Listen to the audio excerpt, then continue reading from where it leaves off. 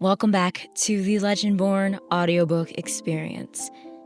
Written by Tracy Deonn, narrated by Javara, with the incredibly talented voices of Matt Flammable, Glitched Chaotic, Snowy City, and many, many more. I hope you enjoy.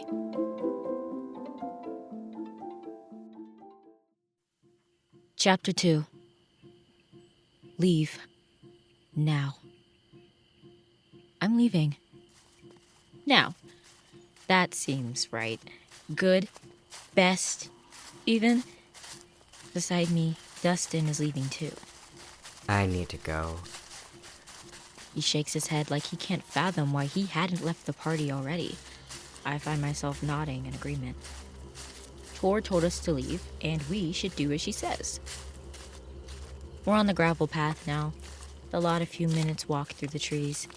I trip on a branch, lurch to the side, and catch myself against the trunk, hands slapping against jagged pine bark. The quick, stinging pain from my already scratched palms cuts through the smokiness of leave and the lingering spice of now, until both words dissipate. Instead of pressing on me like a weight, the command flits gnat-like around my skull. Dustin is long gone. I gulp oxygen until my thoughts feel like my own again, until I'm in my body enough to feel the sweat-damp cotton t-shirt clinging to my back and chest. Memories rise like bubbles through oil, slow and sluggish, until they explode into rich technicolor. Selwyn. His bored expression, his mouth spilling words into the night like a cold wind until they swept away my intention to stay and replaced it with his command that I leave. His will wrapped around my memory of the flying creature and ground it down into a pile of dust, and fractured new images, then rearranged that pile into something new, an unremarkable blank space above the campfire with no creature in sight. But that new memory doesn't feel real. It is a thin, flimsy layer created from the silver smoke with the truth visible and concrete underneath. He gave us both false memories, but now I remember the truth. That's impossible. A voice sends me ducking behind a tree. It's just these four. The rest made it to the parking lot. It's Tor, the blonde girl who'd yelled at everyone. Can we make this quick? I have a date with Sar. Drinks at the tap rail. And Sar will understand if you're late. Selwyn. This one was nearly corporeal. I had to wipe those last two kids' memories just in case. I stifle a gasp. They're both still there at the clearing 20 feet away. Whatever they're doing, they're working together. Tor and Selwyn are visible between the trees, circling the campfire looking up. The murky, green shape is still there in the sky, flashing in and out. The four drunk football players must be absolutely plastered, because they're only now coming up for air.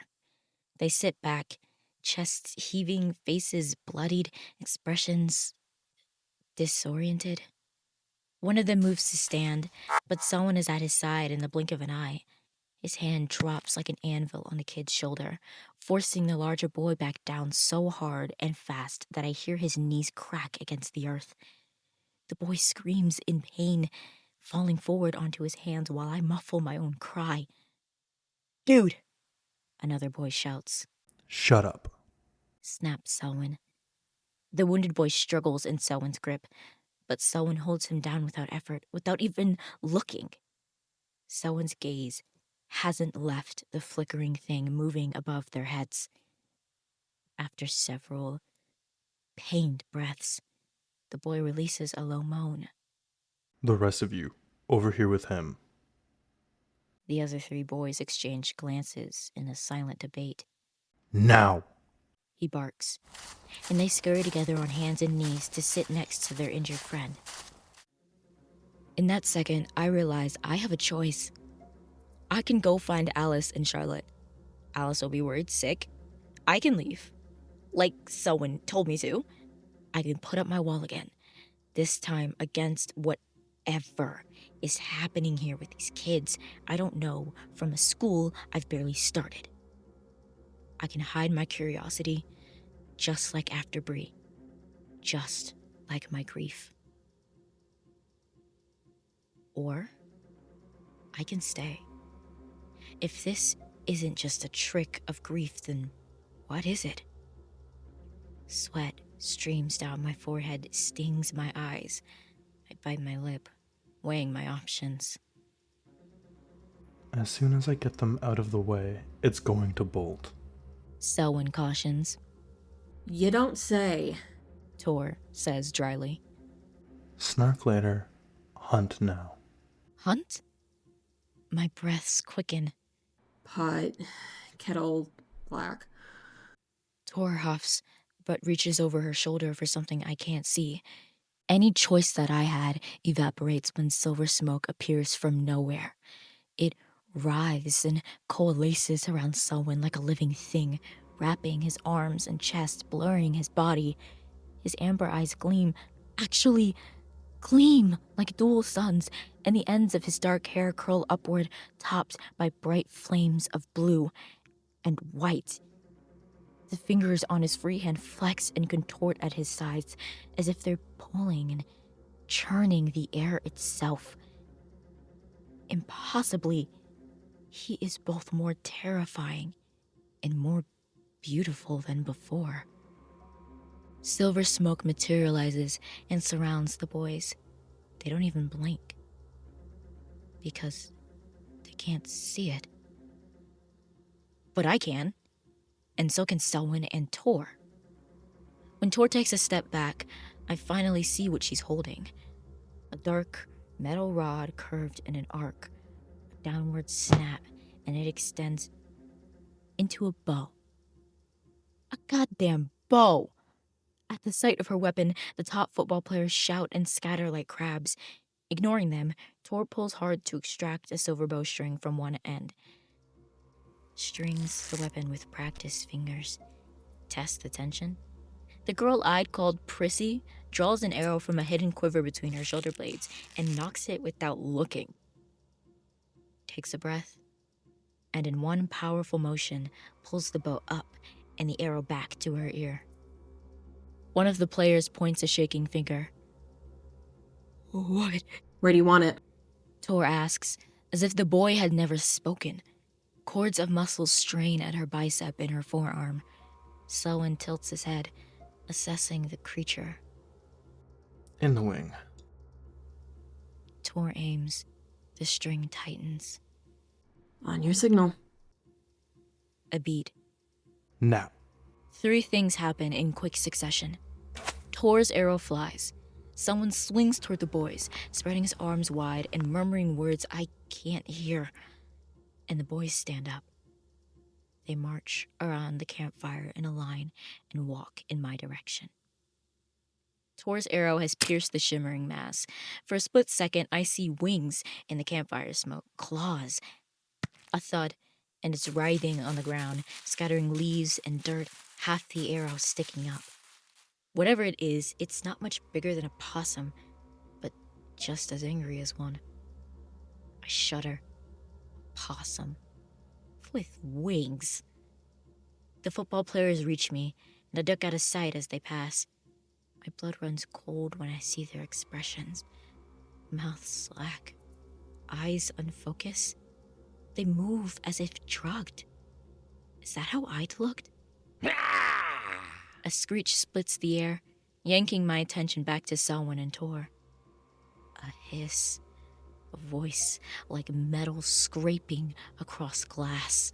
Merlin. I blink in confusion. Merlin as in King Arthur? Selwyn advances on the flickering creature, twitching from Tor's arrow. 5 needle-thin points of light appear at the fingertips of his extended hand. He snaps his wrist, and the light spears fly into the ground. The creature screams. Selwyn's pinned it in place like a butterfly to a board. His low chuckle makes me shiver. Not just any Merlin. The creature hisses in a pained rage. A king's mage! A feral grin spreads across Selman's face. That's better. My heart skips. Mage. Magic. It's just a small one, Sel. Tor pouts, another arrow already knocked in her bow. Doesn't matter how small it is. Selwyn, objects. It shouldn't be here. The thing struggles against its restraints. A flapping sound. Sel clucks his tongue. Why are you here, little Esel? He says Esel, with a long E on the first syllable, and a derisive sneer. Nosy Legendborn. The Esel makes a sniffing sound. Nosy Sel stomps down on its wing. Ah! Hard. The creature screeches. Enough about us. Why are you here? Feeding. Sel rolls his eyes. Yes, we saw that. Found yourself a spark of aggression and blew on it until it became a feast. So intent on gorging yourself you didn't even see us when we were right beneath you. But so far away from campus, you're a weak, miserable thing, barely corporeal. Surely it'd be easier to feed there, closer to your gates. A grating rhythmic sound comes from the ground where the Esel lies trapped. It takes a moment for me to recognize the sound as laughter. Sel hears it too. His lips curl back. Something funny? Yes. The Esel crows. Very funny. Spit it out. We don't have all night. Sel warns. Or should I say, you don't have all night. You're going to die here. Or did you miss that too? Not my gate. It rasps. Sel's jaw clenches. What do you mean, not your gate? The creature laughs again, the sound atonal and wrong. Sel's eyes flick to Tor, still aiming at the Esel. She shakes her head, shrugs. Neither of them know what it means. Not my gate. Not my gate. Without warning, Sel's hand clenches into a tight fist in one hard motion. The glowing pins draw together. There's a quick flash of light and a bone-shaking scream, and the creature's flickering shape explodes into green dust. My feet are glued to the earth. They're going to find me, I think. Because I'm too terrified to run. There could be more. Tor pulls her bow to rest. Sel's head lowers in thought. So, Silence. did you hear me? His eyes cut to hers. I heard you. Well, we hunting or not, King's Mage? She huffs. He turns to face the woods, opposite my hiding place, tension radiating across his back and shoulders. He comes to a decision. We're hunting. He mutters a word I don't understand, and the silver smoke from before returns, swirling around the campfire until the flames die, sending the clearing to darkness. Move out. I hold my breath, but Tor and Sel don't turn my way. Instead, they step into the section of the woods he'd been scrutinizing. I wait until I hear their voices recede. Even without the fear of what they'd do if they found me, it takes that long to get my trembling limbs under control. Finally, they're gone. A beat of silence. 2. And the crickets began singing again. I hadn't realized they'd stopped. From a limb overhead, a bird releases a quiet, uncertain chirp. I exhale in kinship. I'm pretty sure I know how they feel. The Esel was an impossible monster that somehow fed off of humans, but Selwyn is something else. Something worse. Every living thing in that forest had hidden itself from him. I stand there for one more beat, still frozen. And then I run. I run as fast as I can through the shadows. And don't look back.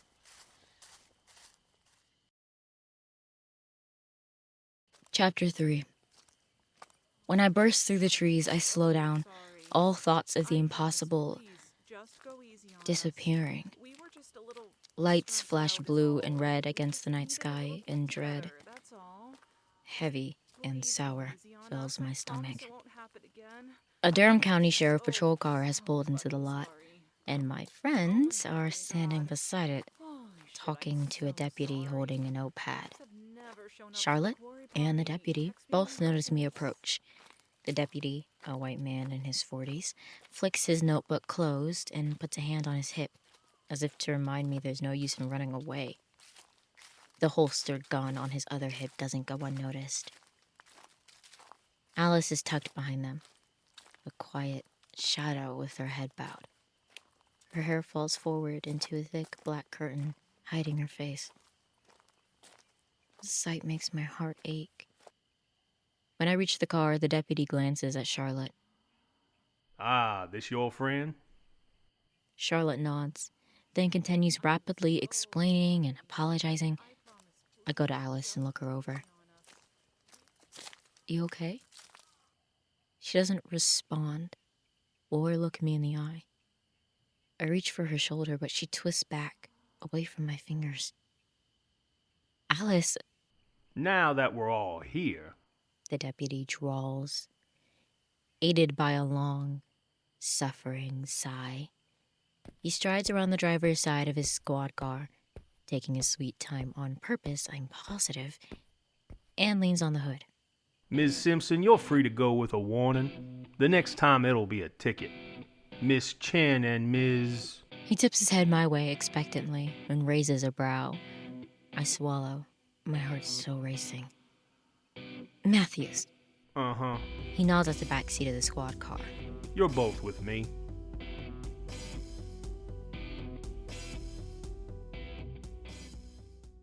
Beside me, Alice's hands shake in her lap.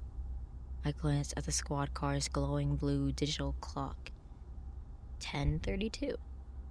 We've been on the dark, empty back road to campus for 11 silent minutes. Neither of us has ever ridden in a police car.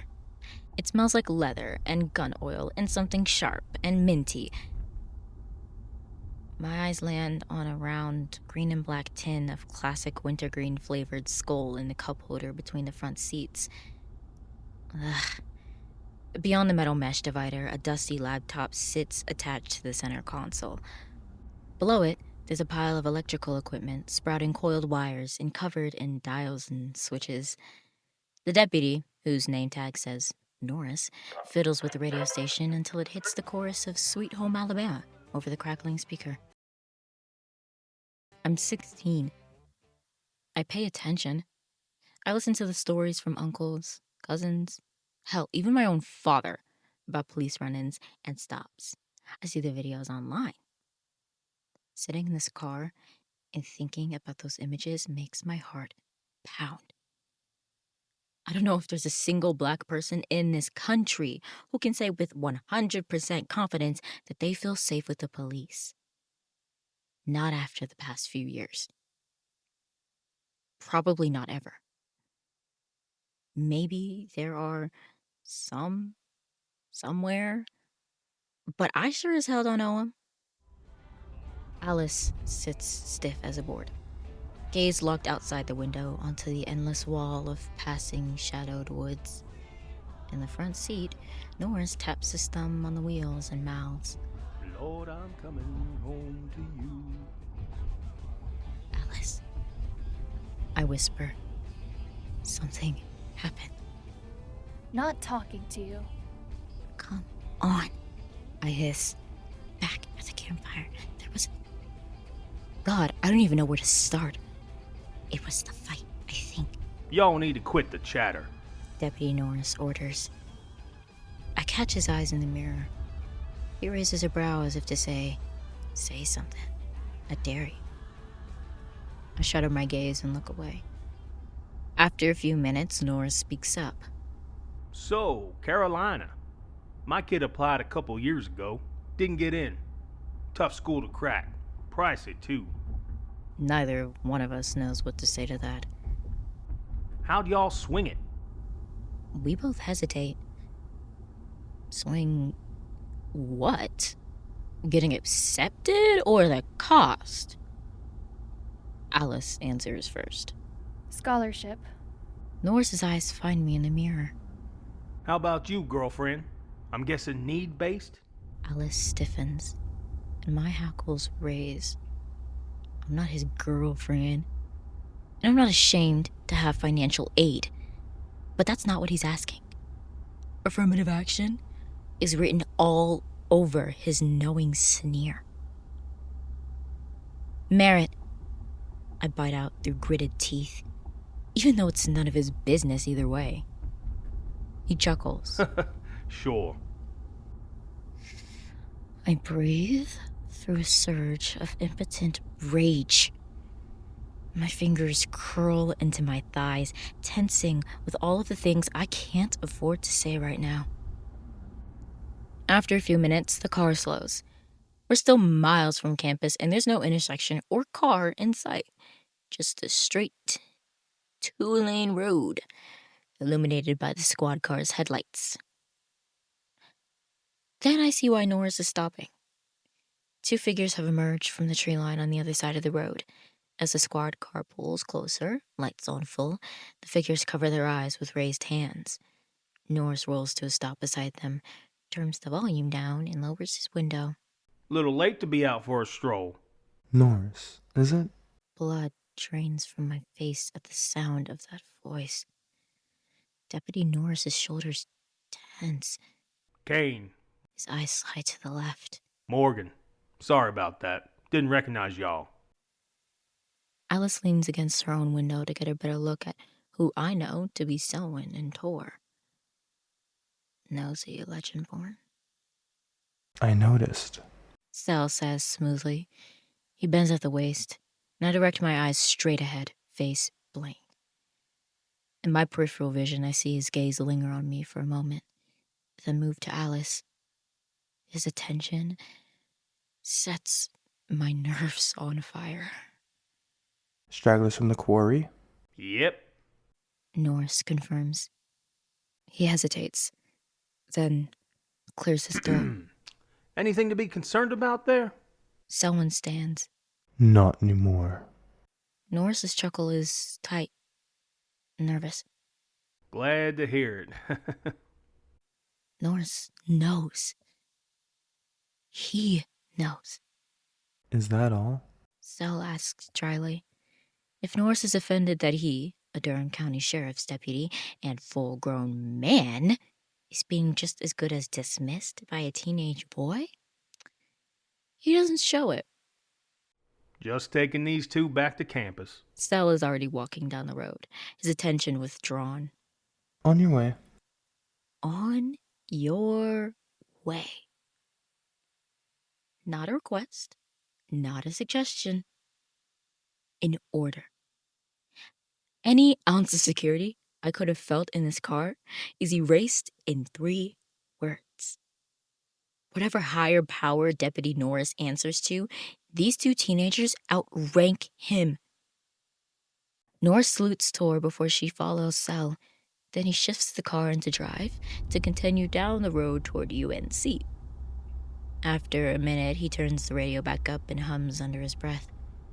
I gather my courage and twist as subtly as possible to peer out the rear windshield. Tor and Sel are gone. Beside me, Alice slumps back against the seat. I don't attempt to talk to her again. If I didn't know what to say before, then I definitely don't now that I've seen the way law enforcement interacts with these so-called Legendborn. I spend the rest of the drive reviewing my earlier words to Alice and end up both relieved and terrified. Relieved, because I said nothing in Norris's presence to indicate that I knew what really happened at the quarry. Terrified, because I witnessed something I was not meant to see. And if Selwyn Kane had wanted to do something about that, Deputy Norris would not have stopped him. 3 thoughts chase one another the entire ride to campus until they bleed into a single stream of words. Magic? Real? Here. Norris drops us off in front of Old East, the historic building that houses early college students. We take the stairs up to our dorm on the 3rd floor in silence. Once inside, Alice changes into her pajamas and climbs into bed without saying goodnight.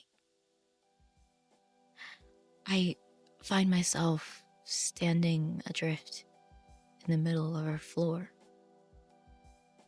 On her side of the room, Alice has a row of framed photos of her brother and sisters and parents on vacation in Taiwan on the shelf above her desk. Her parents declared early on that they would pick her up from the dorms every Friday so that she could spend the weekend at home in Bentonville. But that didn't stop her from decorating like she'd live here full time.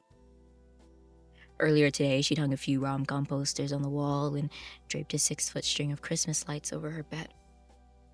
On my side, there are no pictures, no posters, nothing decorative at all, really.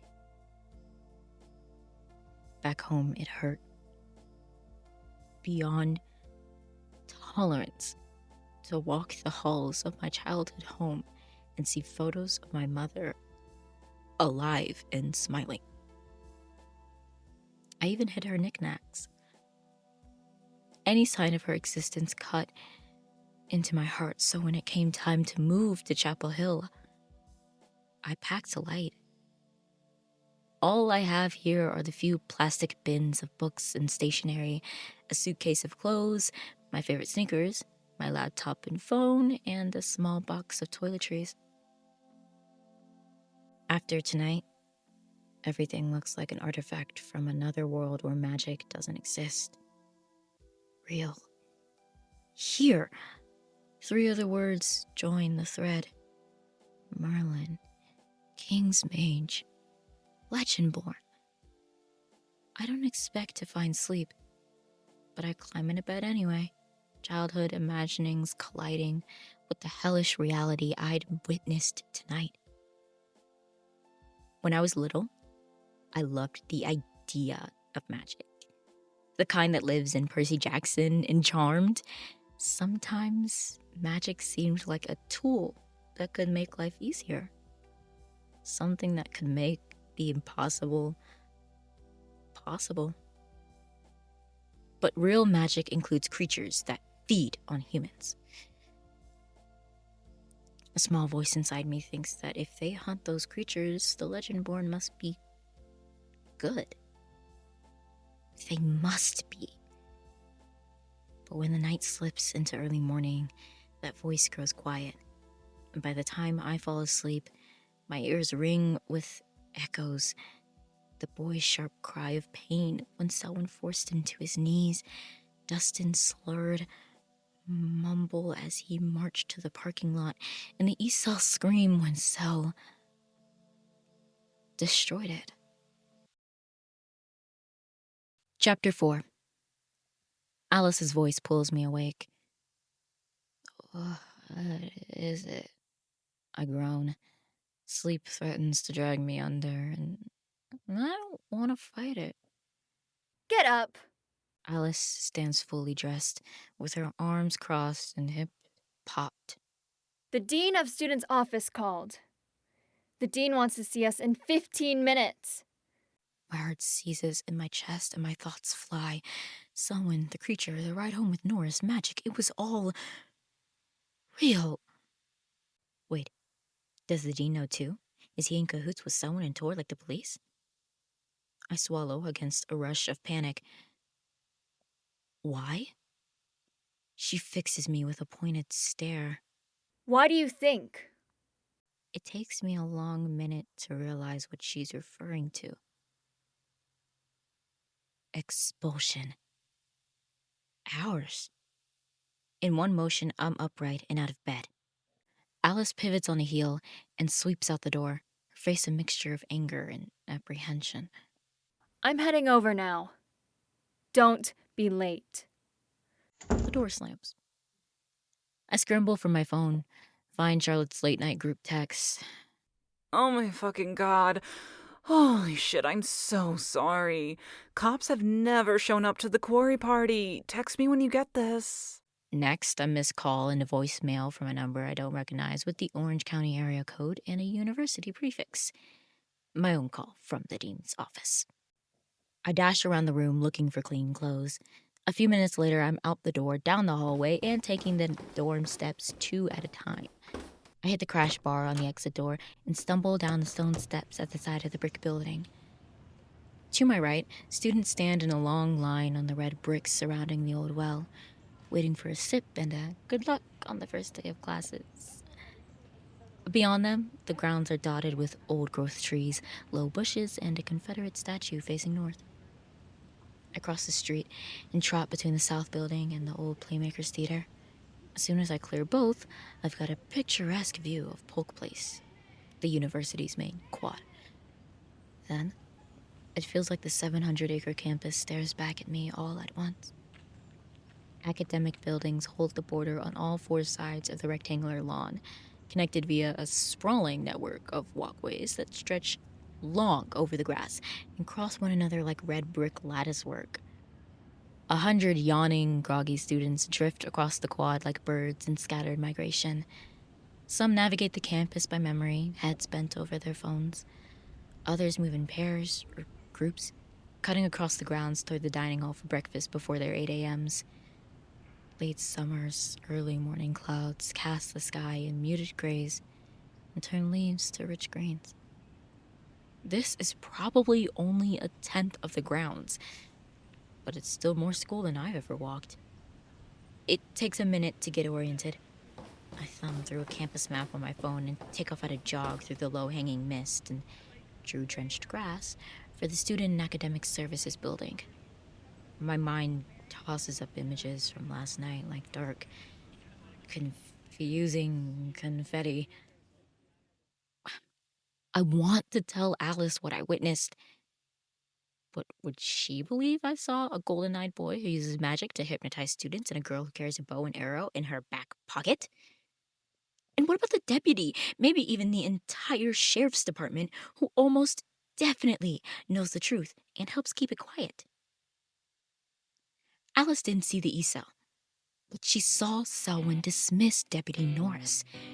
She might agree that hadn't been a typical encounter between a police officer and a teenage boy. But would she leap with me from the shores of not normal to the wide, unknown ocean of absolutely terrifying?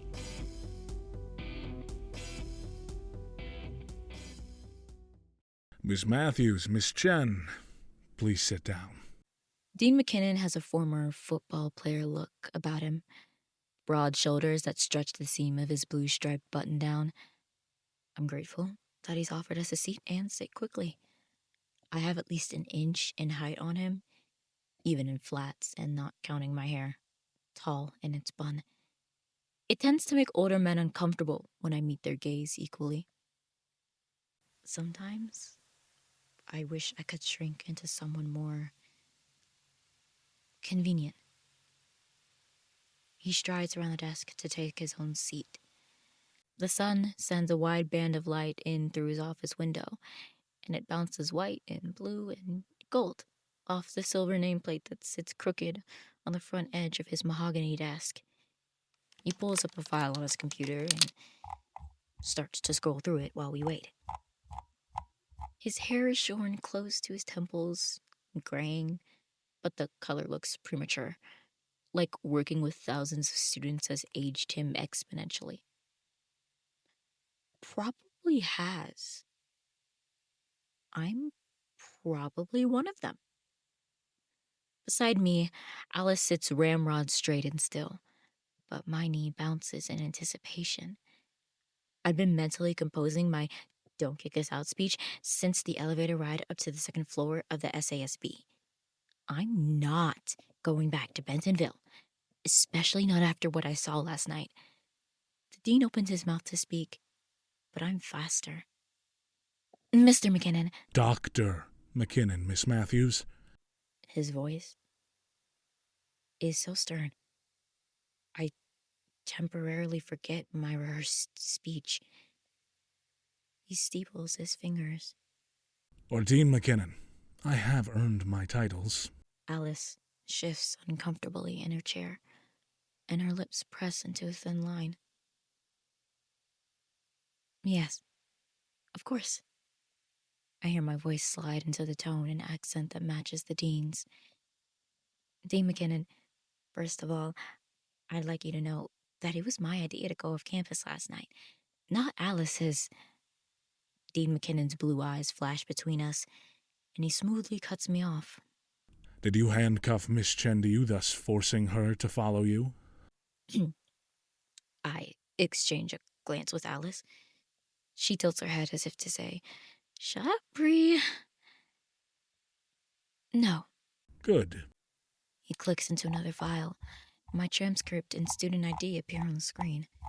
He scrolls without looking up. Because we aren't in the business of educating students who can't think on their own. While Miss Chen's academic records are stellar, practically perfect. In fact, if she is indeed so passive as to follow someone into her own expulsion, I'd have no doubts about her being here in the first place. Alice inhales sharply. I could kick this man.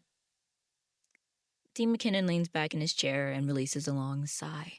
You're exceptional students, or else you wouldn't be one of the 30 high school participants admitted into the early college program. It's common for students your age, upon experiencing unsupervised residential life, to make mistakes. Fortunately, the Durham County Sheriff's Office has graced you both with a warning rather than a citation. Likewise, I don't intend to expel you. Consider this your first and only strike. Oh, thank God.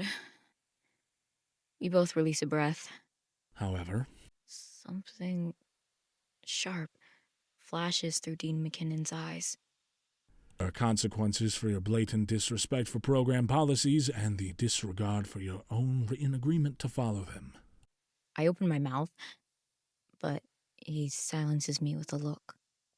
I will be placing phone calls to both of your parents after this meeting, and you both will report to a peer monitor for the rest of the semester. A second-year early college student who has excelled in the program by making better choices. I gape, heat creeping up the back of my neck. We don't need babysitters, Apparently, Dean McKinnon says with a raised brow. you do. Thank you, Dean McKinnon. Alice says evenly. You're dismissed, Miss Chen.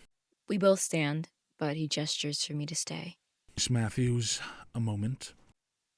My stomach sinks like a dropped anchor. Why would he want to speak to me alone? Alice hesitates for a moment, and her eyes lock. Then she exits, and the door clicks softly behind her. The dean studies me and drills his fingers on the desk in an ensuing silence. My heart races while I wait for him to speak. Does he know what I saw? Does he know about the Legendborn? Deputy Norris reported that you got an attitude with him last night. My mouth falls open.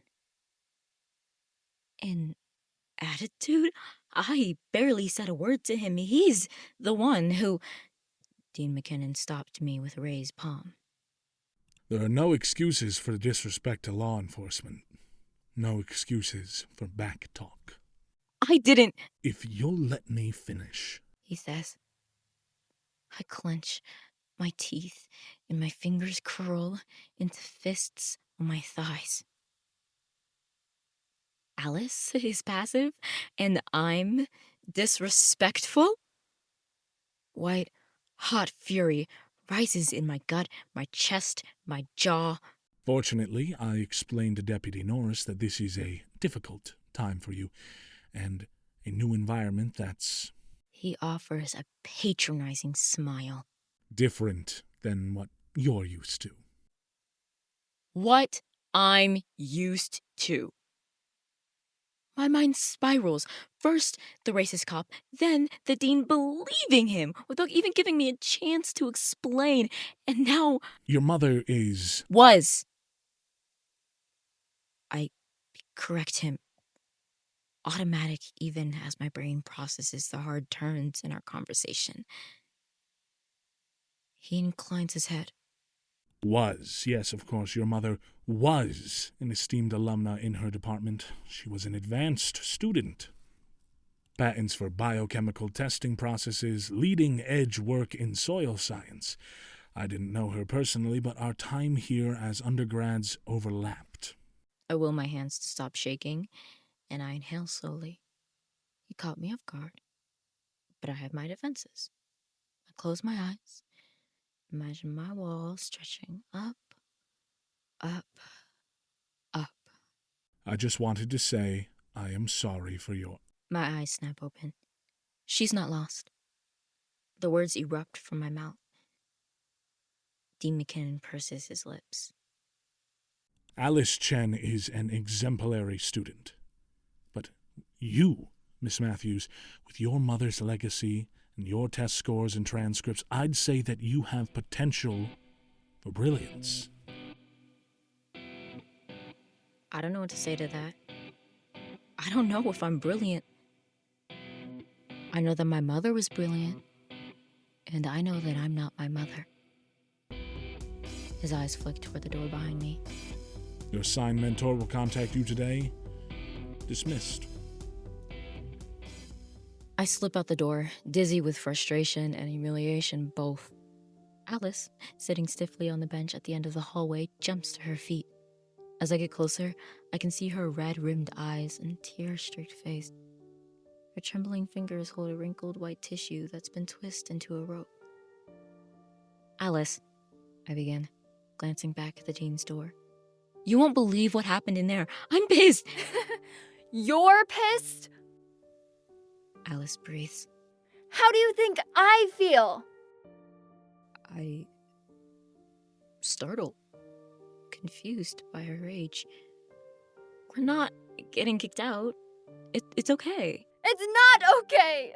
She claps a hand over her mouth, covering a sob that erupts from deep in her chest. I reach toward her shoulder, but Alice steps away, out of my reach. Last night was not okay! Her voice ricochets around the empty administrative building hallway, bounces around the cubicles and tile floors. We almost got expelled! My parents would eviscerate me if that happened. It's going to be bad enough after he calls them! Fresh tears run down her face. I know, but... Not everyone is good at school without even studying like you are, Bree. Some of us have to work hard. I worked hard to get here. It's been my dream since forever, and you knew that. I throw my hands up. I apologize. We won't go off campus again. Good. I shake my head. But in a way, I'm glad we did, because there's something really weird going on at this school. Last night, there was this boy.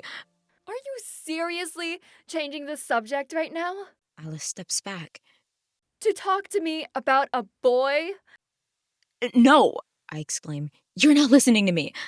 Is that why you're acting this way? Boys? Is school just a big party to you now? Her eyes grow wide, but her voice turns cold. Like she's just found me stealing or cheating on a test. That's it, isn't it? That's why you registered for those classes. I blink. What does... She laughs sourly. English 105. Composition and rhetoric. Come on, Maddie. You write papers in your sleep. You've never prepared for a speech in your life, and you still get A's. Bio 103. Intro to Plants of the Piedmont. Your mother was a botanist. I didn't say anything about it before, but now it makes sense. You signed up for slacker classes, you barely paid attention during the campus tour, and now you're getting us into trouble. You're just screwing around here, aren't you? Shame rises inside my belly. Shame and not a small amount of embarrassment. I didn't think I'd picked slacker classes. Maybe they wouldn't be as hard as others I could have chosen, but just being here at all is already hard. Keeping the wall up, keeping Afterbreed hidden, and now magic?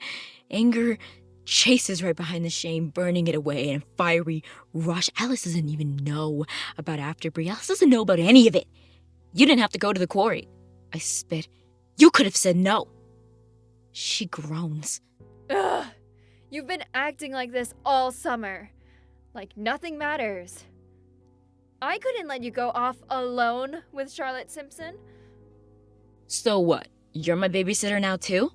After last night, it's pretty clear that you need one. If you... She stops herself and looks away. Her jaw clenched tight around words she's holding back. I spread my hands wide. Say what you want to say, Alice. She turns away. We applied when your mom was still... I know things aren't the same for you. I'm trying to understand. But if you don't want to be here, if you're not going to take this seriously, then maybe you should go home. It's like she slapped me clean across the face. Hot tears press against the back of my eyes. Go home? Home to what, exactly? Go back to being the girl whose mom died in that small, gossipy town? Carolina had been our dream. She stares back at me, and I can see it in her eyes. Sometime in the last 24 hours, she'd already imagined doing this alone. Without me. The wall inside me grows. I let it stretch so tall and wide that I can't see its top or its edges. The barrier slides into place so completely that all the muscles in my face go still at once. I envision a surface that is flat and impenetrable, and I feel my eyes become flat and impenetrable too. My turn. How about you grow up and get a life instead of blaming me for your choices? Alice steps back. The crack in her voice goes straight to my heart. I don't know who you are right now, Bree. She stares at me for a moment longer, and then bends to gather her things. I can't move or speak. All I can do is watch her walk away.